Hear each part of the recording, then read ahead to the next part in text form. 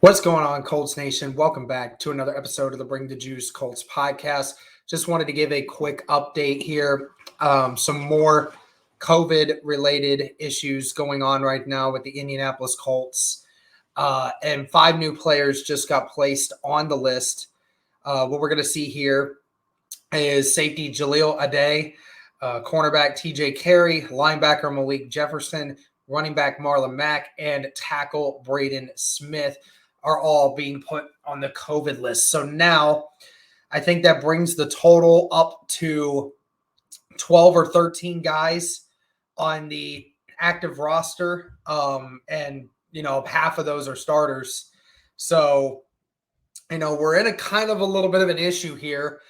I would first say, first things first, me personally, I am not panicking yet at this. I do believe that there is a way that a lot of this can be resolved and fixed here very shortly.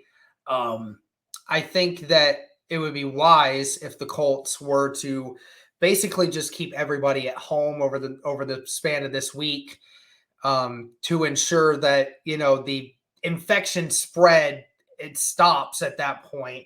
I think that would be the smartest idea. I hope they keep doing that. Obviously, they're not going to be together Monday or Tuesday, but, when practices start, you kind of hope that they just keep everybody at home. Either way, what happens? What are we looking at when it comes to the guys who are out? Okay, so we haven't heard anything on Eric Fisher's injury. We're certainly hoping that it's not something that's going to keep him out for the rest of the week. Obviously, he's dealing with that injury that he suffered in the Cardinals game. You certainly hope he can be back. We know Nelson's not going to be back this week, which is fine as long as Chris Reed is still healthy. Then Chris Reed can take that spot. Unsure whether or not Kelly's going to be back this week or not. Obviously, we're not pushing that. So either way, as long as Pinter's healthy, he's good. Glowinski should be back. This next week. He shouldn't have an issue because I think he's vaccinated. So, he got it on Friday. So, he'd be back within the week, I would imagine.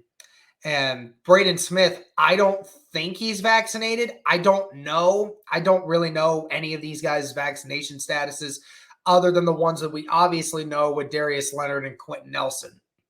But either way, it's kind of a blow for the Colts. I mean, if Braden Smith was vaccinated, then he would be able to play still. If he's not vaccinated, then obviously he's going to have to miss this game. So then Matt Pryor would take the reins on covering for Braden Smith, which he did earlier in the week. So, really the biggest issue that we have here right now is Eric Fisher.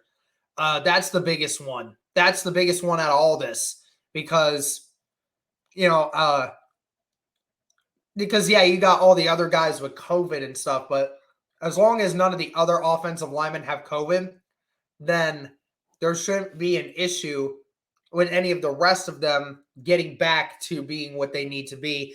And even though the Raiders have Max Crosby and some of these other boys, I still feel somewhat confident in our ability to be able to make things happen. Still think that we would be okay. And obviously Carson, JT are fine for right now, which is good. TY, Pittman, those boys are good. You hope Jack Doyle can come back this week. That helps with the blocking scheme and everything else. Adds another weapon.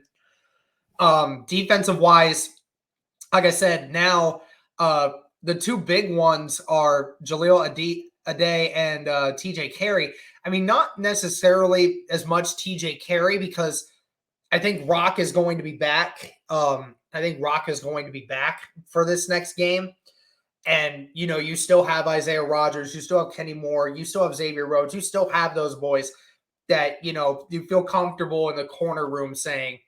But with Addae, that's the big one because, obviously Blackman out for the year. Corey Willis was on COVID protocol this last week.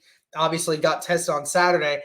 I'm not sure whether or not he's vaccinated or not. If he is, then he'll probably be back, which would be great. But obviously you need him for depth because right now safety depth is kind of an issue for the Colts right now. Not sure how Sendejo is going to be, whether or not he's going to be able to play again or not. But again, I still think on the outside of the defensive perspective, as long as none of the other defensive linemen get it, and as long as, you know, some of these safeties have the vaccine the way that they say that they do, then most of these guys should be back this week, if not all of them. Okay, so, you know, I'm just saying, wait for anyone who's panicking. Try to just stay calm for a second. Let's try to get more information. Let's see what goes on here, because I truly believe, because, you know, we're still having some of these issues now, but there's still the chance they could play Sunday even though they have it. So I think if we just wait a second, try to figure some things out. And again, as long as the Colts just don't practice this week, just don't bring anyone to the facility right now. I think that'd be the best case scenario for anyone that does have it but didn't quite test positive for it yet. I think that's the best case scenario, to not have anyone else get sick before the game on Sunday that the Colts really could use. And so that's kind of what I wanted to tell you guys. The big noticeable ones is Braden Smith, TJ Carey, the big ones there.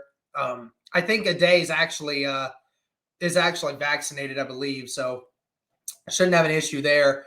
So yeah, we just gotta figure things out, and you know, this team's still gonna figure it out. And you just hope that as the week goes on, you start getting some more good news on some negative tests, and some of these guys come back from injury, and this team will still be, you know, even though it'll be missing Nelson and Leonard again, if you can still get the majority of your offensive linemen back this week, then that makes you feel a little better going into this game. So that's the quick update video for you guys. Thank you so much for tuning in. Let me know what you think. And as always, go Colts.